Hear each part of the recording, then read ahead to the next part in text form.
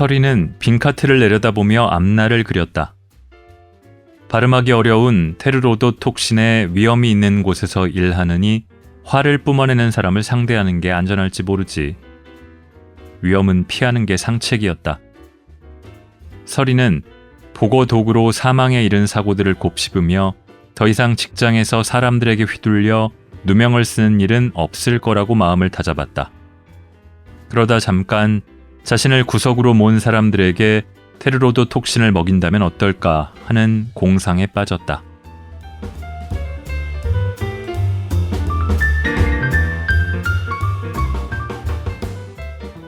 골라듣는 뉴스룸 책 읽는 순간 북적북적입니다. 저는 심영구 기자입니다.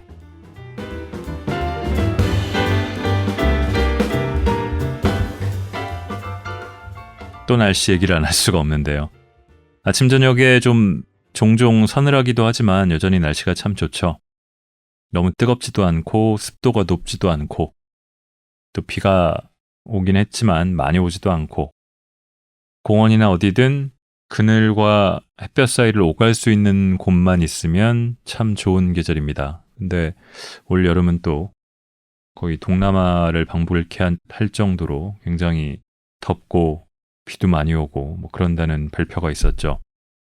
그래서 이 5월이 이제 얼마 남지 않았는데 이 좋은 날씨가 그리 오래가지 않을 건가 싶으니까 또 아쉽네요. 5월 들어서 주중에 휴일이 있는 날들이 있었잖아요. 근데 그렇지 않은 이번 주는 특히 더 일하는 날이 길게 느껴지는데요. 다들 밥벌이 하는 곳은 소중하긴 한데 그리고 저도 대체로 훌륭한 분들과 일하고 있어서 그렇긴 한데 그래도 좀 일할 때는 항상 길게 느껴집니다. 제 일에 대해서 가끔 이야기하게 될 때가 있거든요. 근데 한바탕 떠들고 나면은 이 디테일을 이해시킬 수가 없으니 다 알 수가 없죠. 그리고 안다고 해도 이해하는 바들이 저마다 다르니까 충분히 이해받기는 당연히 어렵고 또 공감도 어렵고 그래서 허무할 때가 종종 있습니다. 제가 하고 있는 노동은 의미 있는 건지 그 대가는 정당한 건지 저는 또 누군가한테 그렇게 잘 지휘하거나 감독하거나 보조하거나 하고 있는지 그런 것도 어렵네요. 이렇게 먹고 사는 문제가 참 어렵습니다. 근데 이 당대 현실 먹고 사는 문제에 대해서 작가들이 소설로 써보자 그런 문제의식으로 시작한 월급 사실주의라는 좀 느슨한 동인이 있는데요.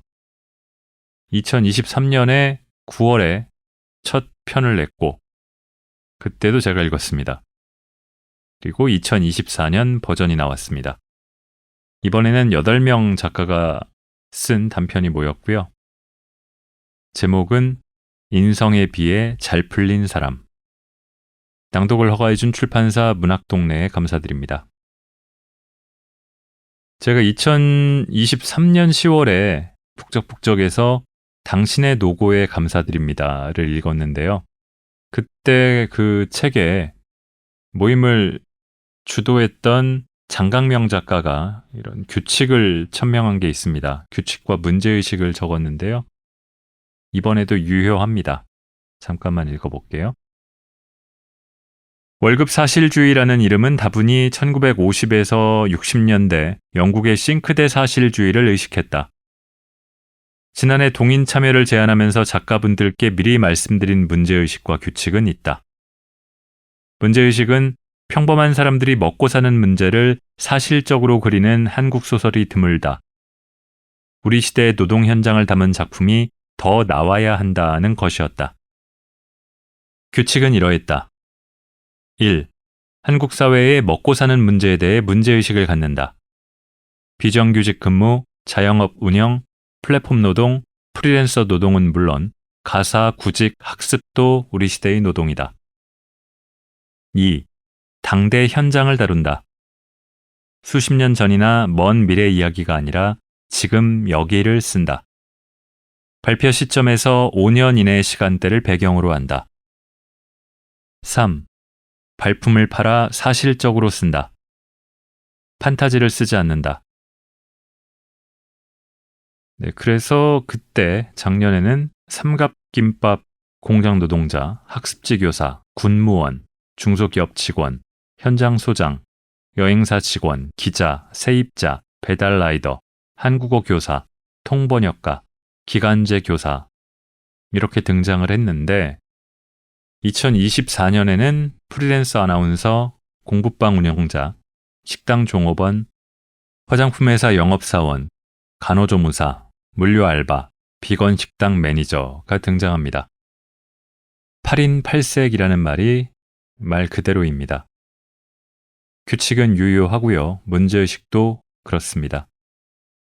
공통점은 현장을 다룬 생생함입니다.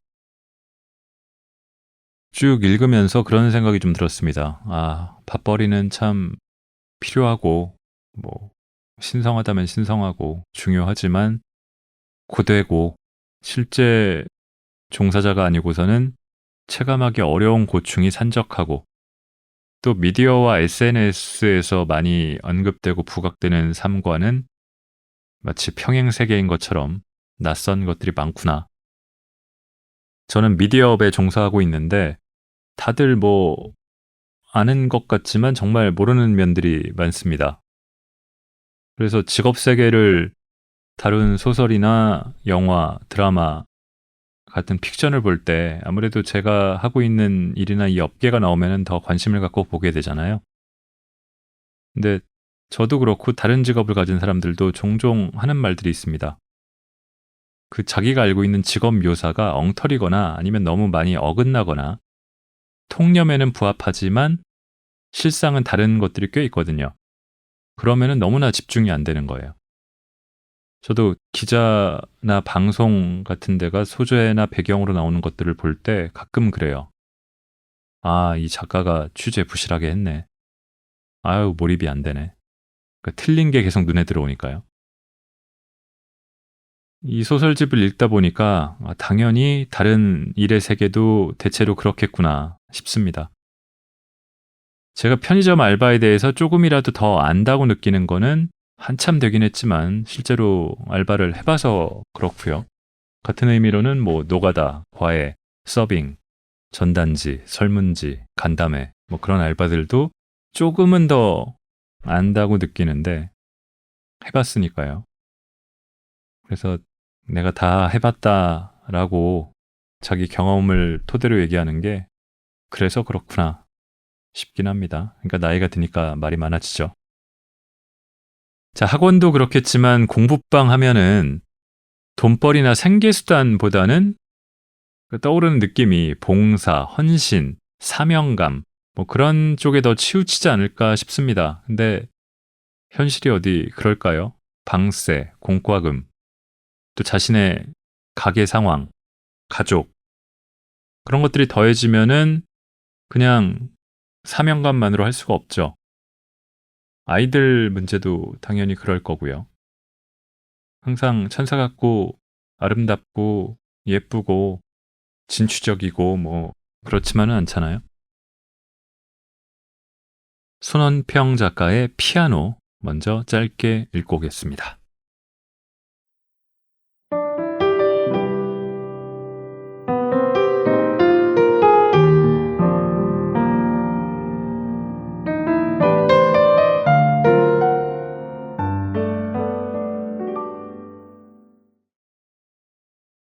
해심은 상체를 고추 세우고 집안을 둘러봤다. 눈에 익은 학습용 테이블, 알록달록했으나 세월의 때가 탄 작은 의자들, 책장을 가득 채운 문제집과 필기구들. 이제 기능이 다한 것들을 해심은 모두 정리해야 했다. 6년 전 공부방을 열었을 때 자신에게 주어진 미래가 이런 것이리라곤 물론 상상하지 못했다. 해심은 아이들을 좋아한다기보단 가르치는 걸 즐겼다. 어리고 유연한 존재에게 숫자와 글자를 알려주고 셈을 가르치고 실수를 하나하나 고쳐나가며 단정한 아이로 자라나게 돕는 일이 좋았다. 오랜 기간 학원에서 강사 생활을 하다가 이 아파트를 샀을 때 의도치 않게 1층에 구해진 집을 공부방으로 활용해야겠다고 마음먹은 것도 그 때문이었다. 해심은 엄한 선생님이었다. 대신 성과만큼은 확실히 올렸다. 글자를 못 읽던 아이가 얼마 지나지 않아 책을 줄줄 소리내 낭독했고, 개발세발 숫자를 날려쓰던 아이는 깨끗하게 식을 써 세 자리 나눗셈을 풀어냈다. 그러나 공부방이라는 단어에서 엄마들이 기대하는 건 공부보다는 아무래도 방인 것 같았다. 점점 공부방이 보육의 장으로 변해가면서 해심의 교사로서의 장점은 누군가가 뒤에서 수군거릴 만한 단점으로 꼽히기 시작했다. 해가 지날수록 공부방에 대한 소문은 차츰 각박해져 갔다. 실력도 있으시고 아이 잘 잡아주세요. 선생님이 엄하신데 잘 가르치세요. 그 공부방 간 뒤 아이가 울어요. 성적이 다는 아니지만 너무 깐깐하신 듯해요. 솔직히 트렌드도 예스러워요. 선생님이 아이가 없어서 그런 것 같아요. 거기요, 절대 안 보냅니다. 지역 맘카페에서 그런 글을 볼 때마다 마음이 조금씩 무너졌지만 일이라고 생각하면 버틸 수 있었다. 해심이 공부방을 접기로 한 건 경제적인 이유 때문이었다. 공부방은 해심이 세월을 바쳐 모은 돈으로 장만한 첫 집이었다. 그러나 해심에겐 언젠가 공부방을 그만두면 노후를 보내고 싶어 따로 점 찍어둔 아파트가 있었다. 지하철로 5정거장쯤 떨어진 곳에 위치한 그 집을 해심은 종종 검색해보곤 했다. 어느 날 좋은 가격의 물건이 나온 걸 본 해심은 급히 집을 내놨다. 하지만 해심의 집을 보러 오는 사람은 거의 없었고 그마저도 아이들이 머무는 동안에는 시간을 맞추기가 어려웠다. 초조해진 해심은 집값을 대폭 내리는 것으로도 모자라 부동산 사장의 권유대로 매매가 성사될 경우 자신이 일정 기간 전세로 살겠다고 했다. 집을 내놓은 지 반년 만에 해심의 집은 처음 내놓았던 것보다 훨씬 낮은 가격에 팔렸다. 반면 해심이 보고 있던 집의 매매가는 하루가 다르게 올라 더는 살 수 없는 가격이 되어버렸다. 졸지에 무주택자가 된 해심은 불과 얼마 전까지도 자기 소유였던 집에 얹혀 사는 신세가 됐다. 해심이 약을 먹기 시작한 것도 그때부터였다. 아이들에 대한 해심의 관용도는 점차 낮아졌다. 숙제를 해오지 않거나 성의 없는 태도를 보이는 아이는 조금 더 냉정하게 대했다. 그 아이를 위해서라는 생각도 있었지만 사적인 짜증도 배제할 순 없었다. 원생이 줄자 해심은 초조해졌으나 이상하게 아쉽지는 않았다. 해심이 확인한 건 이제 자신 안에 아이들에게 배움을 선사할 그 어떤 동력도 남아있지 않다는 것뿐이었다.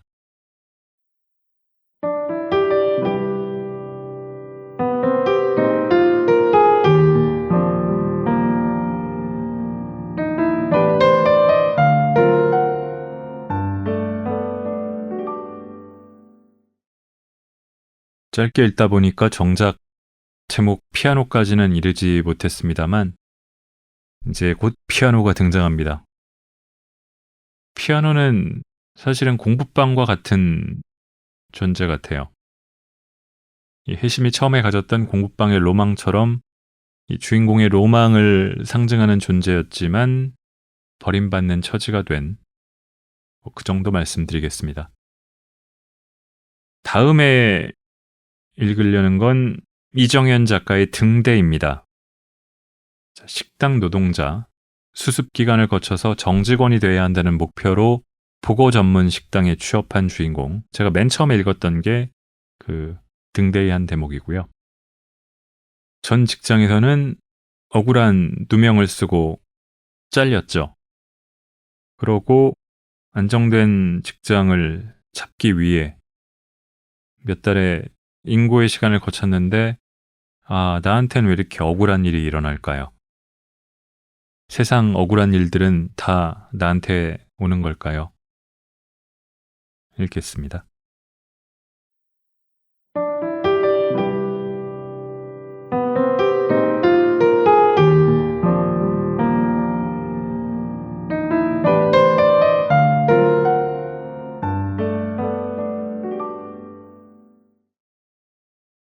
또 한 단계를 지났구나. 2달의 공식 수습 기간, 그리고 한 달의 조리 수습. 이제 마지막으로 홀에서 2달 수습 기간만 버티면 이곳에 머물 수 있다. 서리는 잘 참아낸 예전의 쓰린 기억에서 벗어난 자신을 칭찬했다. 식당에서 일하며 내내 긴장해 올라갔던 어깨가 조금 느슨해졌다. 홀에서 서리를 지도할 사수는 다시 매니저였다. 알고 보니 서리 말고 수습으로 교육받는 사람이 한 명 더 있었는데 그는 매니저가 아닌 홀을 총괄하는 반장을 따라다녔다. 서리와 다른 수습 직원은 서로 소개할 자리도 없이 각자의 사수에게 불려다니는 통에 인사도 나누지 못했다. 서리는 정직원 유니폼에 박음질된 매니저의 명찰을 흘깃대며 이곳에서 이룰 목표를 마음에 새겼다. 2달 뒤 정직원 유니폼으로 바꿔 입고 자신의 이름이 적힌 명찰을 달려면 홀 서빙 수습을 잘 마쳐야 했다. 비록 휴일 없이 식당 일에 매달리는 처지였지만 희망 고문일지라도 가시적인 목표가 생기자 피로에 지친 몸을 추스를 수 있었다. 며칠 동안 받은 교육이 식당 종업원에게 과하다고 생각하면서도 전 직장들의 수준보다 한 단계 올라섰다는 사실에 우쭐한 기분이 들었다. 건물 바깥에서 봤을 때 여유로워 보이던 종업원들도 이 과정을 거쳤다고 생각하니 매니저의 까다로운 요구나 바쁜 일정도 견딜만 했다. 이렇게 사는 것도 나쁘지 않다고 생각했다.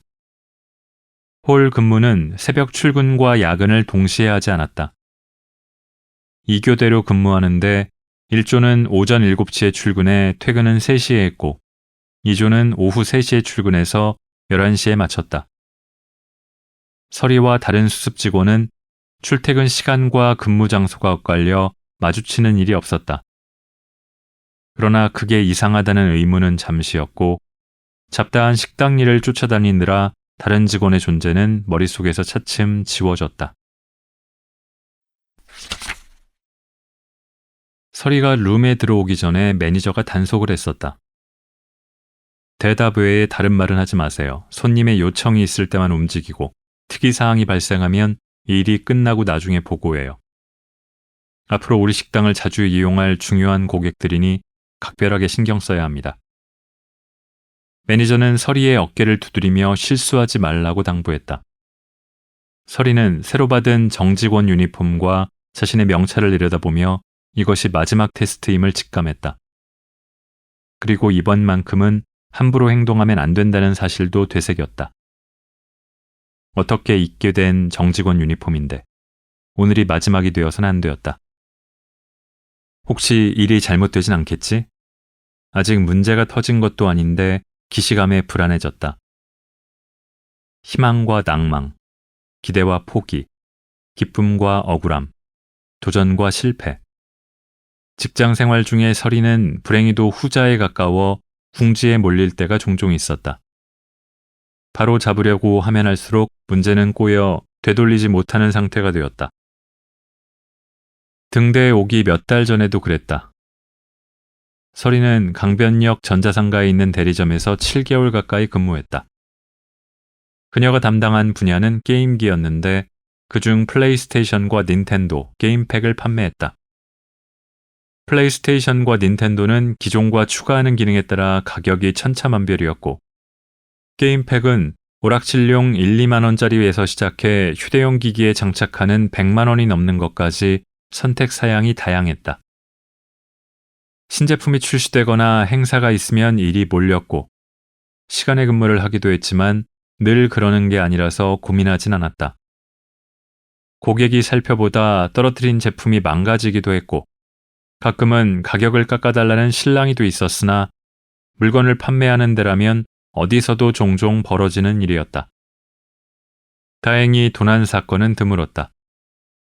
직원이 제품을 직접 들고 고객에게 보여주며 판매하는 데다 곳곳에 CCTV가 설치되어 개념 없이 물건을 훔칠 대범한 도둑은 흔치 않았기 때문이다. 그런데 도난 사건이 터졌다. 게임팩 하나가 어느 틈에 사라지고 없었다. 같이 일하는 사람을 의심하고 싶지 않은데 그 시간에 매장에 있던 사람이 서리 씨가 유일하잖아. 하필 전기공사가 있어서 매장 CCTV 전선이 끊기는 바람에 영상도 확인할 길이 없고 설비실에 요청해서 복도 CCTV를 겨우 봤는데 거기에서 자기가 퇴근하는 모습이 딱 찍혔어. 정황상 내가 무슨 말하는지 알지?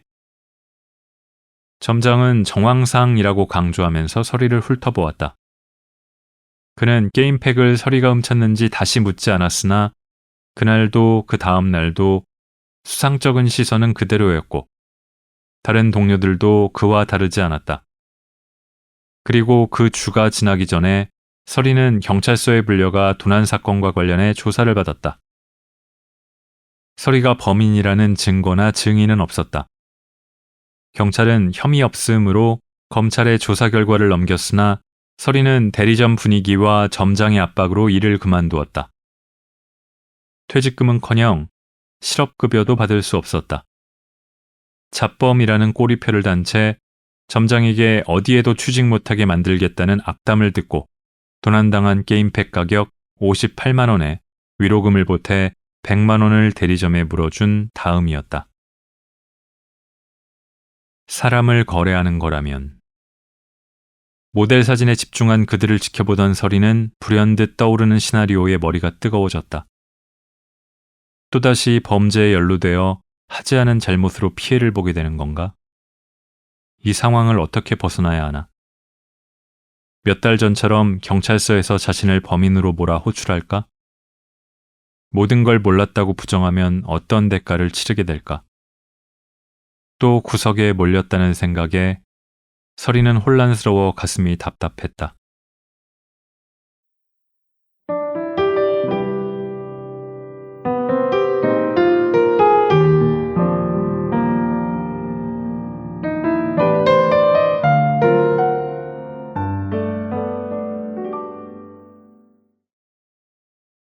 자, 다음에는 소설집 전체의 제목이 된 인성에 비해 잘 풀린 사람입니다.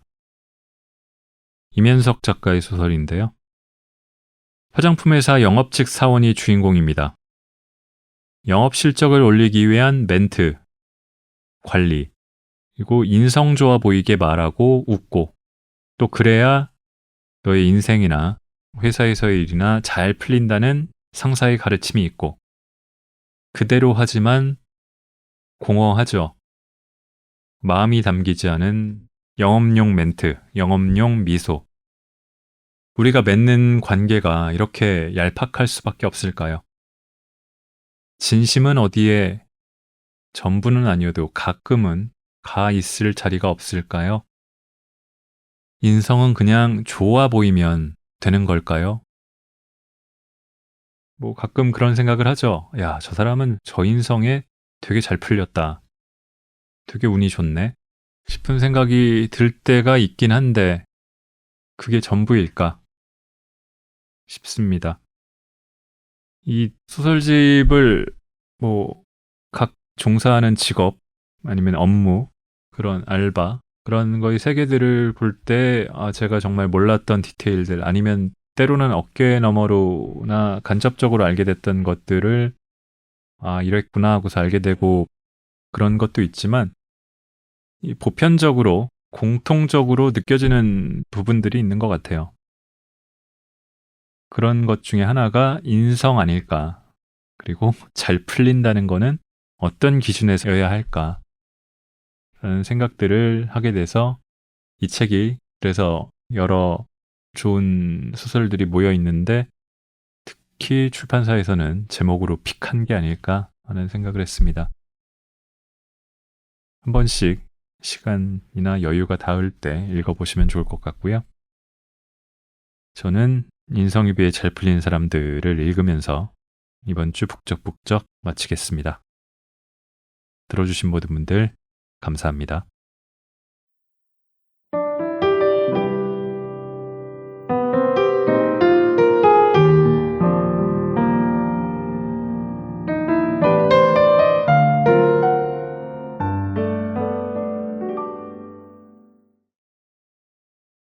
그러고 보니 그는 첫 만남 때도 같은 말을 했다. 제가 이 점포 담당 이진영 책임입니다. 신규 가맹점 지원 기간이라 앞으로 석 달 동안은 매주 들를 겁니다. 이미 교육받아서 아시겠지만 발주는 온라인으로 하시면 되고요. 보통은 판촉물도 택배로 보낼 텐데 가끔은 직접 와서 점포별 프로모션용 판촉물 드리려고요. 본사놈들은 몰라도 전 믿으세요. 마지막 말을 할 땐 손으로 입을 가렸다. 이 매장은 제가 더 신경 쓰려고요. 젊은 분이 고생하시니까. 나도 점주님처럼 아무것도 모르던 때가 있었는데 마음이 짠하겠어요? 안 하겠어요? 그쵸? 짠하긴. 옛날 일을 생각하면 미숙했던 시간들의 진저리가 났다. 그땐 항상 안절부절 못했고 모든 게 어색하기만 했다. 상사에게 네 덕에 터미널 점주 불만 잘 막은 것 같다 라는 카톡을 받고 어떻게 대답해야 할지 몰라서 갑작스레 갓길로 차선 변경을 했던 적도 있다. 그땐 진짜 사고를 낼 뻔했지만 차를 세워두고 어떤 말을 할지만 오래 고르고 골랐다. 넵. 한참 뒤에 나온 대답이 고작 그거였다. 옛날이란 그런 시간들로 채워져 있었다. 이젠 어리숙한 사람도 싫었다.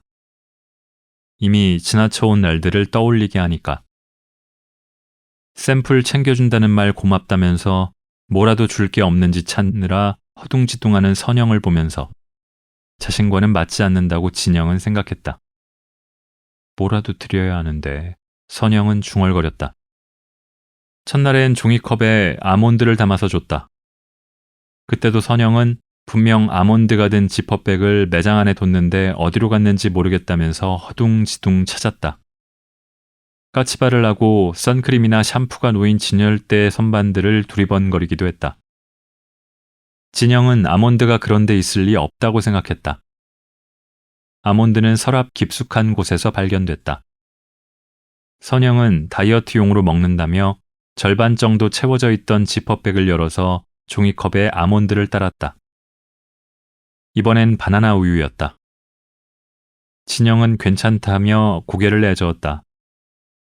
에휴, 별것도 아닌데.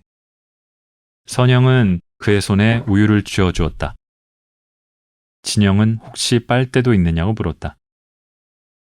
어쩌자고 이런데 매장을 차렸을까? 입지가 반인데. 아니, 전부인데. 그는 그 매장에 갈 때마다 생각했다. 신규 화장품 매장이 들어섰다는 말을 들었을 때 충청권 신규 매장이 워낙 오랜만이라서 놀랐고 찾아와서 보곤 또 놀랐다. 진영은 매장을 나올 때마다 일대를 두리번거렸다. 매장은 중규모 아파트 단지 후문이 난 샛길에 있었고 시장과 가까웠지만 교통편이 몰리는 메인 도로는 아니었다. 그마저도 건어물이 유명한 시장이었다. 브랜드 컨셉상 젊은 층을 잡아야만 하는데도 직장인이나 학생 손님이 모이는 상권이 아니었다. 여긴 단골 많은 미용실이나 학원 정도가 맞지 않을까?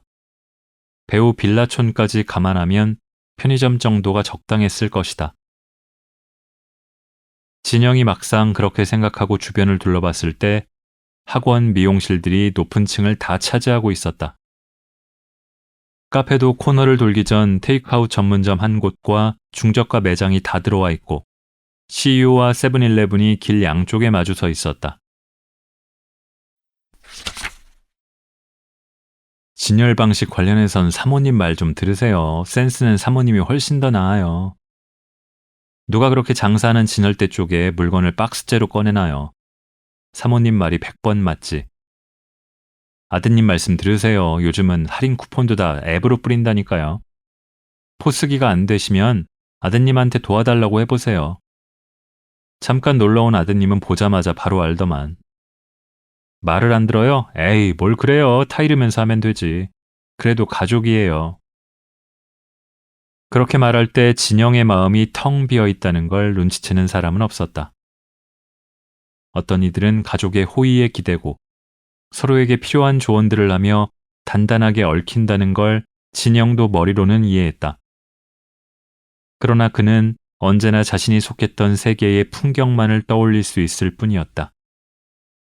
그 세계엔 마트에서 캐셔로 일하는 어머니와 주물 공장에서 공장장이라는 허울 좁은 직함을 달았으나 봉급이 오르지 않는 아버지가 있다. 진영은 그들을 보는 동안 삶이란 성장의 축적이 아니라 그저 그때그때 문제를 안고 육박하는 것일 뿐이며 어떤 삶은 개선되지 않고 줄곧 서툰 채로 흘러만 간다는 결론을 내렸다. 그리고 그는 그 세계를 실감할 때 진저리 쳤다. 가끔 찾아갈 때마다 그들은 주식 같은 허튼 짓 하지 말고 같은 말을 당부처럼 했다. 지방대 출신이 그런 좋은 회사 가기 어디 쉽냐? 대기업 가고 잘 풀렸지. 엄마는 그렇게 말했다. 잘 풀리긴. 현장 업무 이렇게 오래 뛰는 것을 누가 좋아한다고. 사회에서 버티려면 어떤 노력을 해야 하는지 아무것도 모르는 사람들. 진영은 자기네 조언이 무슨 도움이라도 되는 것처럼 여기는 부모가 영 마땅치 않았고 속으로 비웃었다. 진영은 그곳을 빠져나올 때마다 어떤 고향감을 느꼈다. 자신이 벗어난 세계를 돌아보면 안도가 되기 때문이었다. 진영은 진열대와 양쪽 수납장에 간격을 두고 채워진 제품들을 쓱 훑어보았다. 가로세로 교차하는 선반 위에 고객 동선을 따라 기초 스킨케어, 메이크업, 남성용 라인업, 화장 도구들이 반듯하게 배치돼 있었다.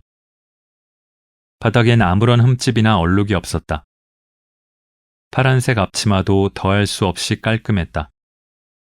진영은 그만하면 됐다는 의미에서 엄지를 들어 보였다. 선영은 앞치마 주머니에 두 손을 끼워 넣은 채로 흐뭇한 표정을 지어 보였다. 개업하고 벌써 석 달이 지났다.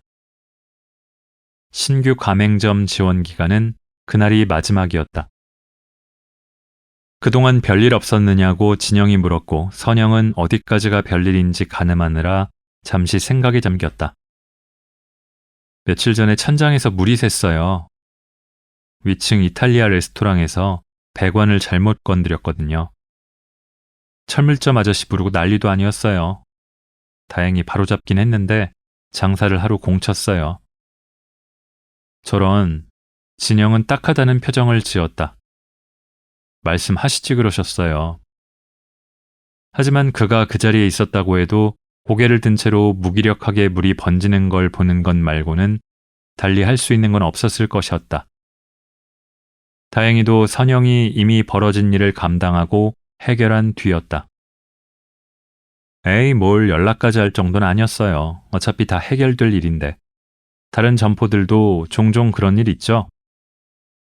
선영이 묻고 진영은 끄덕였다. 정확히 말하자면 그렇기도 했고 아니기도 했다. 물이 새는 건 흔한 일은 아니었지만 난데없는 일이 속수무책으로 벌어지기도 하냐고 묻는 거라면 그랬다. 여기가 혹시 술집이냐고 묻는 주정뱅이가 들어오고 누군가 매일 새벽에 컵라면을 먹고 문 앞에 놓고 가서 점포 오픈할 때마다 쓰레기를 발견하고 담배를 꼭 그 앞에서만 피우는 무리가 있고 정말 저 포스터 모델이 이 브랜드 쓸 것 같냐면서 빈정대는 손님을 마주하거나 테스터 제품 대신 포장이 뜯긴 제품을 뒤늦게 발견하는 그런 일들이 벌어진다. 흔하다면 흔하고 이상하다면 이상한 일이 일어날 거예요. 진영은 무슨 말을 해야 할지 잠시 고민했다. 그땐 너무 놀라지도 말고 마음 상하지도 마세요. 훗날 그는 점포를 돌기 위해 운전하며 라디오를 듣다가 이 순간을 떠올리게 된다. 지도에 없는 곳에서 항해를 계속해온 당신에게. 진행자 소개 멘트가 끝난 다음 빅뱅이 흘러나왔다. 음악을 듣는 동안 진영은 생각했다. 더 나은 위안과 응원을 건넸어야 했던 게 아니었을까? 그러나 그는 누군가를 진심으로 응원하고 위안을 건네는 요령 같은 건 배운 적이 없었고 무슨 일이 생겨도 너무 놀라지 말라는 말밖엔 그때 달리 할 말이 없었다. 지금도 충분히 잘하고 있다고 말했어야 했던 것일까? 잘 될 겁니다는 어땠을까? 그건 오랫동안 반복해온 말이었다. 하지만 그땐 진영의 입이 쉽사리 떨어지지 않았다. 최선의 호의를 담고 싶어서 말을 고르고 골랐다. 그가 그날 가게를 나오면서 했던 말은 이랬다.